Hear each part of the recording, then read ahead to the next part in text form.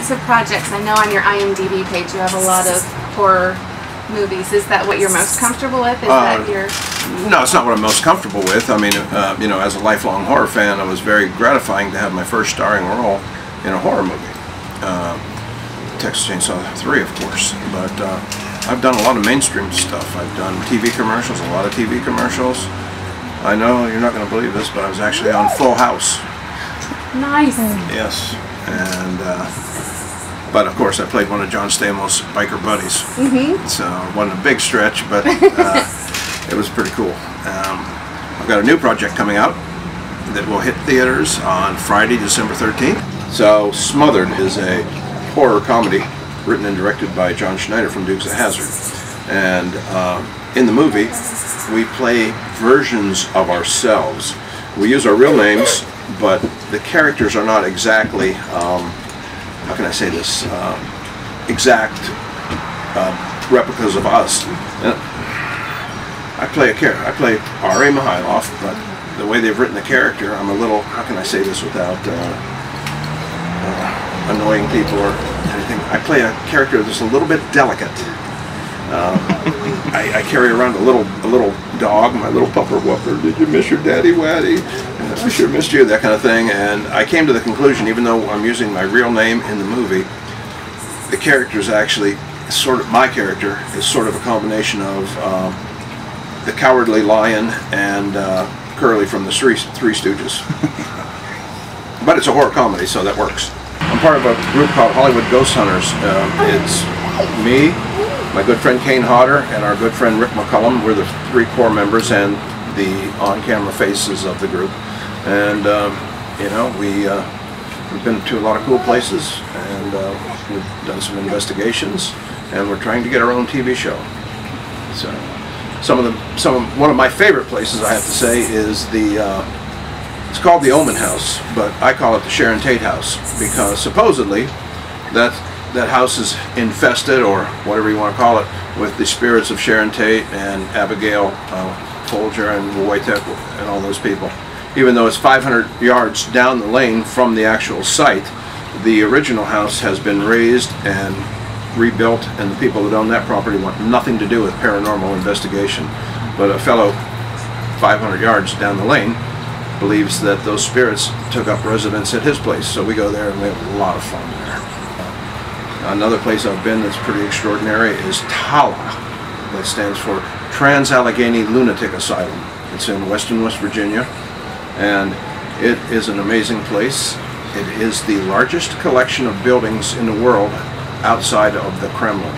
It's 11 hospital buildings on 300 acres, and each building is just shy of a quarter-mile long. And it was an operating insane asylum until 1997. So they believe that residual haunting takes place there. And you were also in Hatchet 2 and yes. Hatchet 3, and Adam Green directed those, right?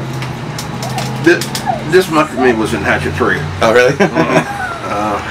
Yeah, I got killed. I got killed in Hatchet 2.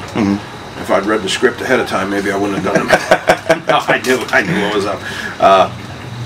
So yes, I was in Hatchet 2, co-starred in Hatchet 2 with my good friend Kane Hodder and the great Tony Todd, a man that I call the father of Chucky, Tom Holland, who wrote and directed the original Child's Play, was an actor before he became a writer-director, and he came out of acting retirement to co-star in this movie with us. Special effects great John Carl Buechler is in it, reprises his role of Jack Cracker.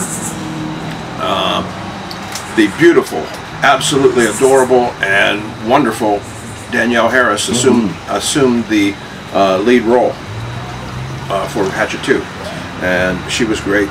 Tony Todd is great, Kane is great, Tom Holland's great, John Carl Buechler is great. There's only one guy in there that I'm a little shaky on, some fat ball-headed guy sitting in a rocking chair.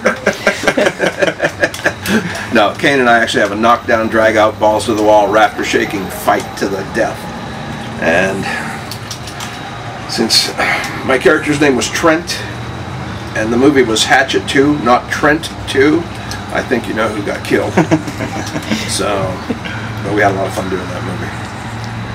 And that was directed by Adam Green, who is also in involved with the Hollywood paranormal investigation. Yes, Adam Green is one of the members of the larger Hollywood Ghost Hunter group, and he directed Hatchet 1 and Hatchet 2. Wrote Hatchet 3, but he turned over the directing reins to B.J. McDonald for number 3. I do make it in number 3, but if you've seen Hatchet 2, you know that the top of my head ends up on a table, and the rest of my body's on the floor. So this part of me makes it in Hatchet 3. So did John Carl Buechler create the effects for Hatchet 2 as well? No, actually. He turned over the reins to Robert Pendergraft and his company, Aunt Dolly's Garage. So Robert took over the special makeup effects for 2, and I'm not sure, probably 3 as well. And you said Tom Holland was in Hatchet 2 as well? Tom Holland, yes. And he acted in Hatchet 2? Yes, he came out of acting retirement to co-star in this movie with us. Okay. Because Tom was also the director on, in addition to Child's Play, he was also the director on Fright Night and Thinner. So he's a big horror director. Yep. Yeah, he did Fright Night, Child's Play, the original. Wrote and directed it. What else did he do? He directed Thinner. He wrote Psycho 2. Did he? He wrote Psycho 2. That was his big break. That's what got him started in the film business, is when he wrote Psycho 2. And he did The Langoliers. Yep. Did The Langoliers. So he's one of the handful of go-to Stephen King directors. He is. Yeah. Frank Darabont, Mick Garris, Tom Holland, George Romero. Who else is in that very small fraternity? Stephen King himself, for directing Maximum Overdrive. Oh, okay, there you go. In North Carolina. Oh, okay. So, there you go. Mary Lambert, who directed Pet Sematary. So, very small fraternity, though. It is. Yeah. An elite 4.